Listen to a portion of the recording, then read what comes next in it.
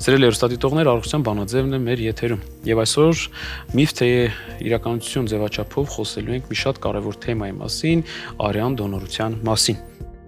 Կան տարբեր հարցեր, մտավախություն եւ կարծրատիպեր կապված այս ամենի մասին։ Այսօր միֆ թե իրականություն ձևաչափով կփորձենք հասկանալ, թե որոնք են տարածված սխալ պատկերացումները, ինչն է իրականում ճիշտ եւ ինչու է դոնորությունը կարևոր ոչ միայն արտակարգ իրավիճակներում, այլև առօրյա բժշկական օգնության համար։ Իմ հյուրն է Յոլիան Արյունաբանության եւ Ուրսկաբանության կենտրոնի արյան ծառայության գծով փոխտնօրեն Անդրանիկ Շամիլյանը։ Ողջույն Անդրանիկ։ Շնորհակալ ենք մեր հրավերն ընդունելու համար եւ շատ ուրախ ենք տաղավարում ձեզ տեսնելուն։ Ես նույնպես շնորհակալ եմ հրավերի համար։ Եվ այսօր փորձենք այս հետաքրքիր ձևաչափով բարձել շատ կարևոր հարցեր։ Այո, սկսենք։ Առաջին հարցը հետևյալն է. միֆ թե իրականություն է այն, որ արյան հանձնումը կարող է թուլացնել օրգանիզմը։ Ոչ, միֆ է, եթե այդպիսի բան լիներ, մենք դոնորությամբ չէինք զբաղվի, որովհետև մեր գլխավոր կարգախոսն է առաջինը չվնասել առողջ մարդուն, ապա հետո երկրորդ հերթին օգուտ տալ հիվանդին։ Շատ լավ, շատերը կարծում են, որ դոնորությունից հետո մարդը կարող է հաճախակի գլխապտույտներ ունենալ եւ ուշագնաց լինել։ Որքանով սա համապատասխանում իրականությանը։ Ոչ, միֆ է, եթե իրեն զննող բժիշկը թույլ է տվել դոնորության, որովհետև ինքը անցնում է որոշակի բույզնություն։ Եթե թույլ է տվել, ուրեմն արյունատվությունը իր համար ընդհանրապես վտանգավոր չէ եւ այդ հանձնած արյունը 450 գրամը շատ արագ վերականգնվում է, որովհետեւ օրգանիզմում բացի շրջանառող արյունից կա մոտ 2 լիտրի չափ պահեստարված արյուն, որը շատ արագ մտնում է արյան շրջանառություն եւ նա ընդհանրապես ոչ մի բան չի զգում։ Հաջորդ հարցը, որը որ նույնպես շատ տարածված, այսպես ասեմ, միֆ թե իրականության շարքերից է, կորցրած արյան քանակը, հանձնված արյան քանակը շատ դժվարությամբ է վերականգնում։ Սա միֆ է թե իրականություն։ Միֆ է, օրգանիզմը եթե առողջ է, ոչ մի խնդիր չկա, արյունաստեղծման process օրգանիզմում անընդհատ է կատարվում։ Օրգանիզմում այդ արյունը բաղկացած է ձևավոր տարրերից, էրիթրոցիտներից, որոնց կյանքի տևությունը 120 օր, այսինքն ամեն օր 1/120-ը օրգանիզմում քայքայում է, այդտեղը նորն է արտադրվում, այսինքն այդ process-ը ինքը շարունակական է եւ օրգանիզմի համար ոչ մի բարդություն չի ներկայացնում լրացուցիչ 450 մլ արյուն արտադրելը։ Շատերը վախենում են արյան դոնորության ընթացքում վարակվել տարբեր վարակիչ հիվանդություններով։ Այս վախը տեղին է։ Դա տեղին կլիներ մոտ 30-40 տարի առաջ, երբ միանավագ օգտագործման պարագաներ չկային, բայց արդեն 40 տարուց ավել է բոլոր պարագաները միանավագ օգտագործման են եւ նույնիսկ հնարավոր չի այդ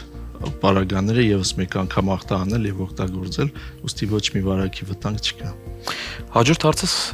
կապված դաջվածքների հետ, կարծում եմ շատ-շատերին է հետաքրքրում, արդյոք դաջվածքները կարող են լինել հակացություն արյան դոնոր դառնալու համար։ Դա նույնպես շատ հին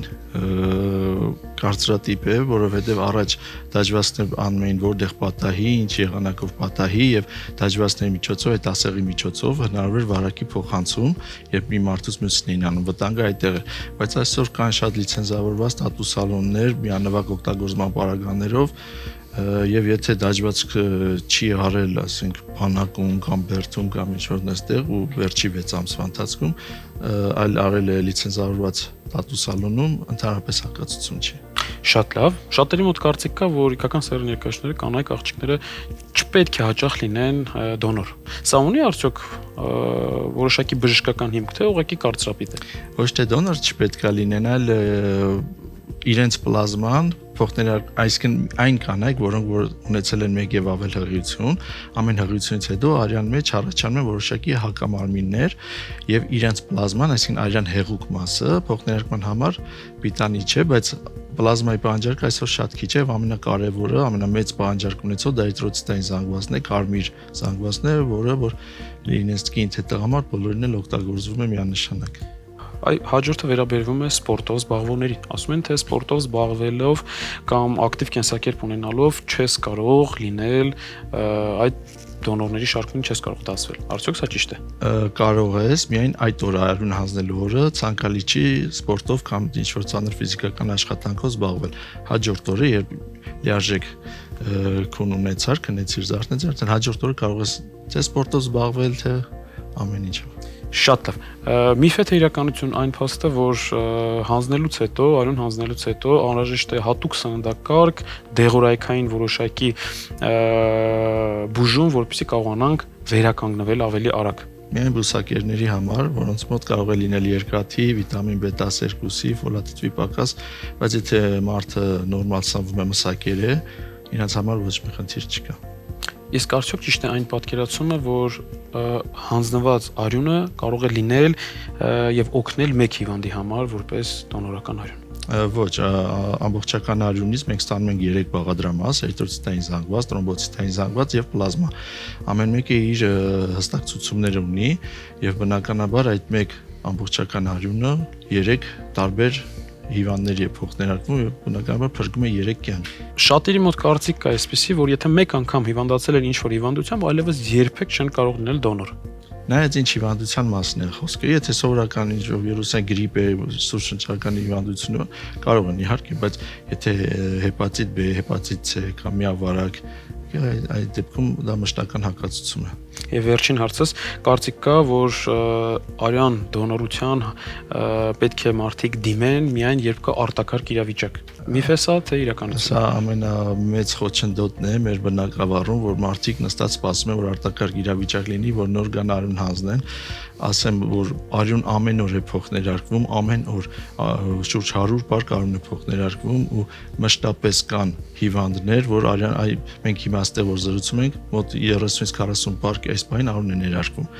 Այսինքն մի սպասեք արտակարգ իրավիճակի, իմացեք, որ միշտ ձեր արյան կարիքը կա միշտ։ Անչափ շնորհակալություն, շատ հետաքրքիր ձևաչափով բարձրացինք, թե ինչն է իրական եւ թե ինչն է միֆ։ Եվս մեկ անգամ շնորհակալություն հրավերն ընդունելու համար։ Դե ինչ սիրելի հեռուստադիտողներ, կարծում եմ շատերիս համար պարզ դարձավ եւ այս զրույցից կարող ենք կատարել եզրակացություններ, որ արյան դոնորության շուրջ ձևավորված շատ մտավախություններ իրականում միֆ են։ Իսկ ճիշտ տեղեկացված լինելը կարող է օգնել մարդկանց ավելի վստահ ու պատասխանատու մոտենալ դոնորությանը։ Գուցե հենց ձեր մեկ ճիշտ որոշումը դառնա ինչ-որ մեկի կյանքի շարունակության կարևոր պատճառը։ Մնացեք մեզ հետ, իսկ մենք շարունակում ենք մեր հաղորդումը։